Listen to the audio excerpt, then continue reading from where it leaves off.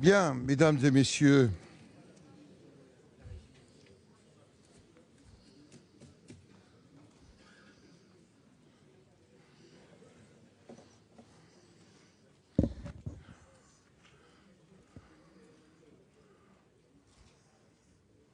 messieurs les ministres, et je voudrais saluer plus particulièrement Jean-Pierre Chevènement, qui est ici présent, Hervé de Charette, Hubert Védrine va nous rejoindre dans quelques minutes.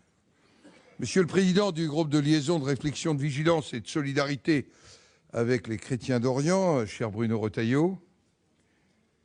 Monsieur le Président du groupe d'amitié France-Irak du Sénat, cher Bernard Cazeau. Je voudrais à cet instant excuser Jean-Pierre Vial, président du groupe d'amitié France-Syrie, qui a beaucoup œuvré pour ce colloque. Il est en convalescence, les nouvelles sont bonnes, je l'ai eu au téléphone, et il vous transmet à la fois son amitié et la fidélité de son engagement total pour ce que vous allez partager tout au long de cette journée. Messieurs les ambassadeurs, mes chers collègues députés et sénateurs, je vois Gérard Bapt au premier rang, on a partagé des choses ensemble dans une vie antérieure. Je voudrais saluer Monseigneur Goldnich et saluer le professeur Ricardi avec une déférence particulière, car j'ai le souvenir, il y a maintenant 5 ans, d'avoir échangé à Sant'Egidio à l'occasion d'un déplacement officiel. Et je dois dire que nous aurons avec Michel Mercier dans peu de temps aussi à faire des choses ensemble pour le dialogue. Et même si le monde a beaucoup changé en 5 ans, monsieur le professeur, je crois que les valeurs de Sant'Egidio restent des valeurs particulièrement indispensables pour le dialogue. Et je voulais vous souhaiter vraiment la bienvenue, mesdames et messieurs. C'est un grand honneur, oui, honneur, qui m'étonnait ce matin d'ouvrir ce colloque, organisé à l'initiative des groupes d'amitié France-Irak, France-Syrie du Sénat, ainsi que du groupe de liaison, que leurs présidents, tous trois, en soient remerciés. Bien sûr, ce colloque n'aurait pu voir le jour sans l'appui de la Commission des Affaires étrangères, de la Défense et des Forces armées. Et je voudrais aussi saluer l'action de son président, Jean-Pierre Raffarin, avec qui nous étions encore hier soir. Et vous voyez que tout est possible, cher Jean-Pierre Chevènement, à recevoir le président de la Commission des Affaires étrangères du Conseil de la Fédération de Russie pour échanger ensemble sur un certain nombre de sujets que vous allez encore évoquer tout au long de la journée. Tout à l'heure, Monseigneur Louis Sacco va nous rejoindre. Son témoignage est attendu. Je voudrais remercier Monseigneur Goldnich d'avoir accepté aussi de participer à ce colloque. Ils agissent inlassablement pour soulager la souffrance des chrétiens et de tous ceux qui, quelles que soient leurs convictions, subissent la violence. Et je dois vous dire que, avec la délégation aux droits des femmes du Sénat, j'ai reçu, et je l'évoquais avec monsieur l'ambassadeur d'Irak, j'ai reçu le 18 février dernier Madame Nadia Mourad, cette jeune femme yézidi enlevée par Daesh, dont le récit est bouleversant. Christiane Kamerman était avec moi. Ce colloque n'aurait pas toute sa portée, bien entendu, si nous ne nous mettions pas en perspective. Je suis heureux qu'au Sénat de la République, on puisse mêler la parole d'hommes de foi éminents à celle des diplomates, des responsables politiques ou des chercheurs. C'est aussi cela, la laïcité, que j'ai toujours revendiquée sans adjectif en ce qui me concerne. Mesdames et messieurs, une lueur d'espoir, certes encore très frêle, naît aujourd'hui en Syrie et en Irak. En Syrie, une trêve. Je sors d'une rencontre avec le chef d'état-major de nos armées ce matin, avec lequel je fais un point régulier. Une trêve, un cessez-le-feu fragile entre les partis combattant l'État islamique et Al-Nosra. En Irak, parce que la progression de l'État islamique est interrompue, voire inversée. Cette lueur d'espoir reste ténue, alors que l'emprise de cet État islamique en Libye se développe, et développe aujourd'hui des ramifications en Afrique. C'était bien une des préoccupations que nous avons partagées ce matin. Il nous faut donc faire face à nos responsabilités. Le chaos en Syrie et en Irak est le fruit d'un échec collectif de la communauté internationale. C'est aussi un immense gâchis. Dans cet échec, la France, avec d'autres, assume sa part de responsabilité. En matière de diplomatie, les meilleures intentions ne produisent pas les meilleurs résultats. Je ne souhaite pas m'appesantir sur le passé. Je souhaite seulement souligner qu'il ne s'agit pas simplement d'un débat intellectuel. Nous parlons de vies brisées, de femmes, d'hommes et d'enfants au destin qui parfois s'arrêtent sur une plage, sur la côte turque ou des rivages de la côte italienne, et les décisions prises à l'abri des chancelleries ont des conséquences graves. Les pays occidentaux n'ont pas vu venir Daesh. C'est d'ailleurs difficile de faire le diagnostic. Pourquoi ? Nous avons procédé à une évaluation erronée de la situation sur le terrain en Syrie. Souvenons-nous, on a annoncé à maintes reprises l'effondrement d'un régime toujours en place et le triomphe d'une opposition dont la faiblesse égale les ambitions de renouveau. Et ça n'était pas hier. Nous siégions sur les mêmes bancs, Jean-Pierre Chevènement et moi, à la Commission des Affaires étrangères, de la Défense et des Forces armées. Et nous l'entendions déjà. Nous avons longtemps choisi d'exclure de la table de négociation certains acteurs qui, de fait, étaient majeurs et sans lesquels le règlement du conflit, de toute évidence, s'est avéré impossible. Nous sommes attachés à des chimères ou des illusions en répétant que si l'histoire s'était déroulée différemment, si les frappes aériennes avaient été menées à l'été 2013, tout aurait été comme par miracle réglé. La réécriture de l'histoire avec des si ne fait pas l'histoire. Bref, si naturellement nous n'avons pas été à l'origine de la crise, nous avons de fait accusé les effets. On devrait d'ailleurs parler non d'une crise, mais d'un empilement de crises.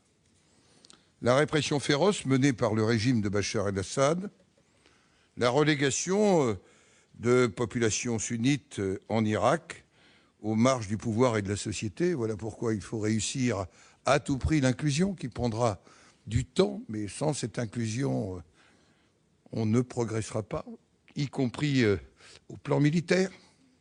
Et vous le savez bien, la tribune du général de Villiers nous renvoie que le militaire n'est qu'un moyen, mais n'est pas en soi la solution, et que la solution est toujours politique après les moyens militaires. Il y a les violences de la guerre, les populations qui fuient la terreur de Daesh, et ceux qui, au lieu de combattre les terroristes, se combattent entre eux. Il y a parmi ces crises le drame des réfugiés, qui nécessite un effort humanitaire gigantesque et éprouve les pays voisins.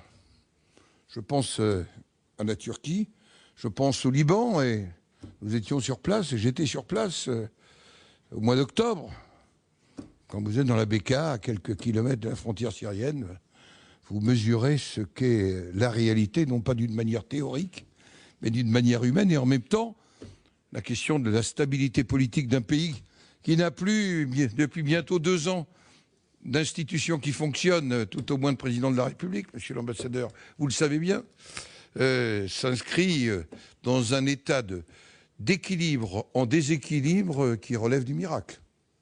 Il y a aussi la situation en Jordanie. Et toutes ces crises aussi sont en train de mettre à mal l'intégration européenne. Il n'est que de suivre les sommets, y compris la semaine passée. Dimanche et lundi, je serai à Lampedusa. Après notre commission des lois qui s'est rendue sur place à Lesbos il y a 3 semaines. Nous y rencontrerons avec François-Noël Buffet, avec Philippe Bonnecarrère, les réfugiés, mais aussi naturellement nos collègues italiens, les responsables de Frontex, et tous ceux qui, avec un certain nombre d'organisations gouvernementales ou non gouvernementales, répondent au drame vécu, qui luttent contre les réseaux de passeurs et essaient de maîtriser les flux migratoires. Oui, ces circonstances, les chrétiens d'Orient ont été les victimes de presque tous et subissent les assauts, car il faut utiliser les mots, d'un nettoyage confessionnel qui est aussi à l'œuvre. Souvenons-nous, très tôt, les patriarches chrétiens nous ont indiqué que nous faisions sans doute une erreur de cap. Ils le disaient à leur manière, et ils auraient pu dire que nous faisions fausse route. Ils sont le témoignage vivant, ces patriarches, de la diversité religieuse du Moyen-Orient et de la possibilité d'une coexistence pacifique entre tous. Ils portent le signe d'une présence multiséculaire. Ils ont ancré en eux une forme de pragmatisme qui les conduit à s'adapter aux situations les plus périlleuses. Et pourtant, est-ce que nous les avons entendus? Nous les avons écoutés, mais sans doute nous ne les avons pas compris. Ou peut-être parfois avons-nous eu une suspicion parce qu'ils dérangeaient nos schémas habituels. Alors, comment agir aujourd'hui? Détruire l'État islamique et après, point d'interrogation, pour reprendre l'intitulé de votre colloque. Il n'y a pas, à vrai dire, de succession chronologique. Pour vaincre les terroristes, il faut d'ores et déjà tracer des perspectives pour l'après. Voilà pourquoi, à côté des solutions militaires, cet après est naturellement un après politique. Vous allez réfléchir au long de cette journée aux moyens de sortir de la crise.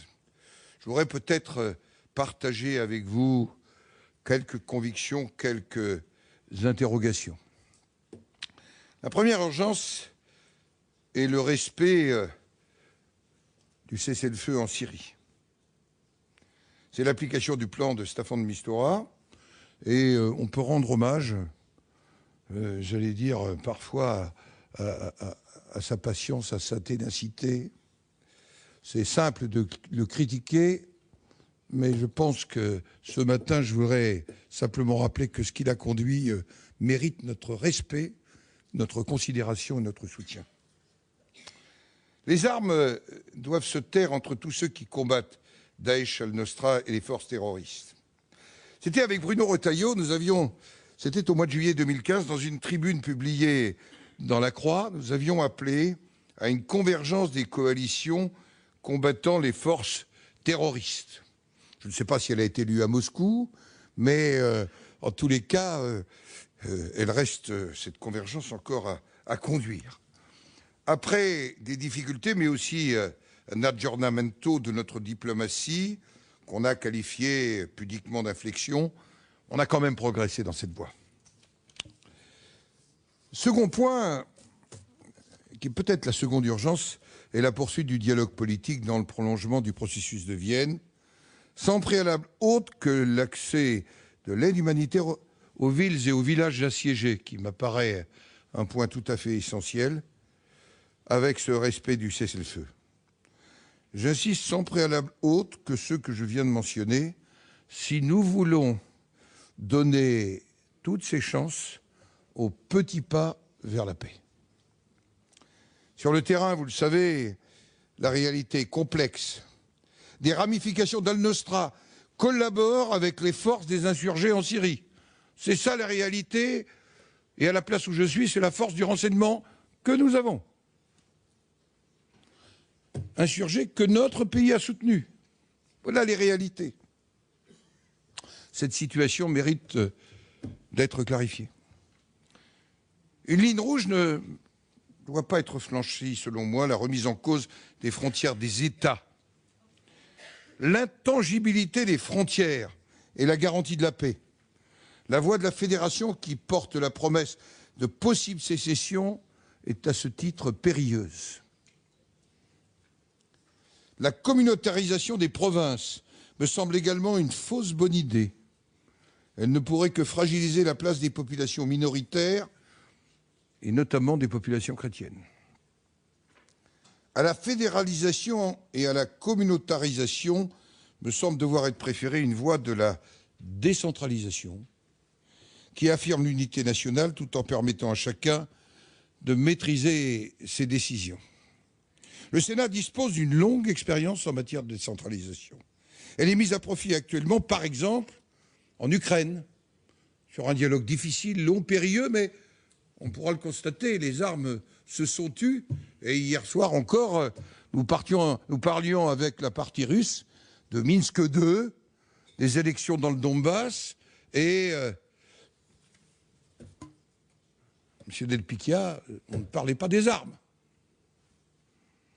Sur le fond, la lutte contre Daesh, Al-Nosra et les forces terroristes impose sans aucun doute de revisiter quelques grandes orientations de notre diplomatie. Quel doit être son premier objectif? L'intervention à tout crin, justifiée par les violences, voire les crimes contre les personnes, ou au contraire la stabilité des États en place? Point d'interrogation. Sachant que l'instabilité entraîne souvent d'autres crimes et d'autres violences. Les interventions récentes pour faire chuter des régimes méritent que l'on soulève ces questions. Il y a au premier rang dans cette salle quelqu'un qui a soulevé cette question il y a plus de 15 ans. Dans quel cas ces interventions ont-elles permis de soulager les souffrances des populations civiles et de remédier à la crise? Point d'interrogation et examen de conscience. Il ne s'agit en rien de prôner une attitude passive, mais bien de redéfinir une doctrine d'intervention qui réponde à des critères précis. Seconde orientation, notre positionnement au Moyen-Orient. Quelle est aujourd'hui la signification de la mission de la France, protectrice des chrétiens d'Orient? Au-delà des déclarations de principe, qu'est-ce que concrètement nous faisons, nous pouvons faire? Quels sont nos engagements? C'est bien là les questions aussi qu'il faut se poser. Le tropisme de notre diplomatie vers les monarchies du Golfe n'a pas d'ailleurs permis de rétablir plutôt des relations politiques plus denses avec l'Iran.